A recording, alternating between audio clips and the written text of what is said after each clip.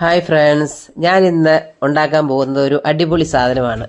എത്ര പേര് ഇത് ഉണ്ടാക്കിയിട്ടുണ്ടെന്ന് എനിക്കറിയത്തില്ല. നൊസ്റ്റാൾജിയ വരുന്നൊരു സംഭവമാണ്. കപ്പ ചുട്ടെടുക്കുന്നു.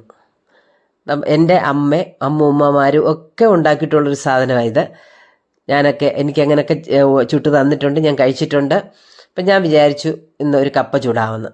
അതിന് വേണ്ടിയിട്ട് ഞാൻ കനലുണ്ടാക്കുവാണ്. നമുക്ക് കനലിനകത്തിട്ടാണ് ഇത് ചുട്ടെടുക്കുന്നത്. അതിന് വേണ്ടി നമുക്ക് ചിരട്ടയും തൊണ്ടും കൊതുമ്പും ഒക്കെ വെച്ച് നമുക്ക് നന്നായിട്ട് തീ കത്തിക്കണം.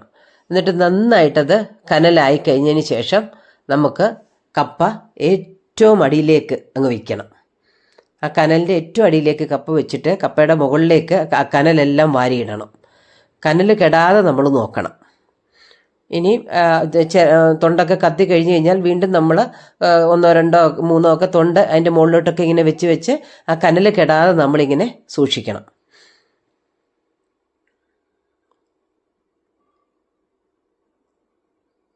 പണ്ടൊക്കെ ഞങ്ങളുടെ വീട്ടിലൊക്കെ പറമ്പിലൊക്കെ കപ്പ നട്ട് അങ്ങനെ കിട്ടുമായിരുന്നു. അതുകൊണ്ട് ആ കപ്പയ്ക്കൊക്കെ പ്രത്യേക ടേസ്റ്റായിരുന്നു. ഇന്നിപ്പോൾ കപ്പ ഏകദേശമൊക്കെ ഒന്ന് റെഡിയായിട്ട് വന്നിട്ടുണ്ട് ഒരു വശം. ഇനി അടുത്ത വശം തിരിച്ചിടണം. എന്നിട്ട് നമ്മൾ വീണ്ടും ഈ കനലെല്ലാം കപ്പയുടെ മുകളിലേക്ക് തന്നെ വയ്ക്കണം.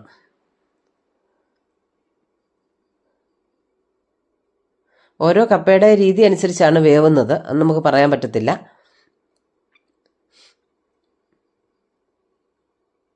കണ്ടോ, കപ്പ റെഡിയായി വന്നിട്ടുണ്ട്.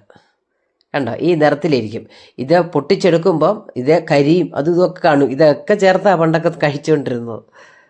കണ്ടോ, ഇത് ആറിക്കഴിഞ്ഞതിന് ശേഷമേ നമ്മളത് പൊട്ടിക്കാവൂ, അല്ലെങ്കിൽ നമ്മുടെ കൈയൊക്കെ പൊള്ളും.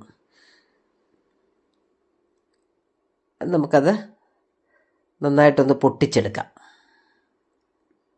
കണ്ടോ, ഇങ്ങനെ ഇരിക്കും. ഇത് കഴിക്കാൻ നല്ല സ്വാദുള്ള സാധനമാണ്, ഒരു വെറൈറ്റി സാധനമാണ്. ഞാനൊക്കെ കൊച്ചിലെ കഴിച്ചിട്ടുണ്ട്. കണ്ടോ, ഇത് ഒന്ന് ട്രൈ ചെയ്ത് നോക്കണേ.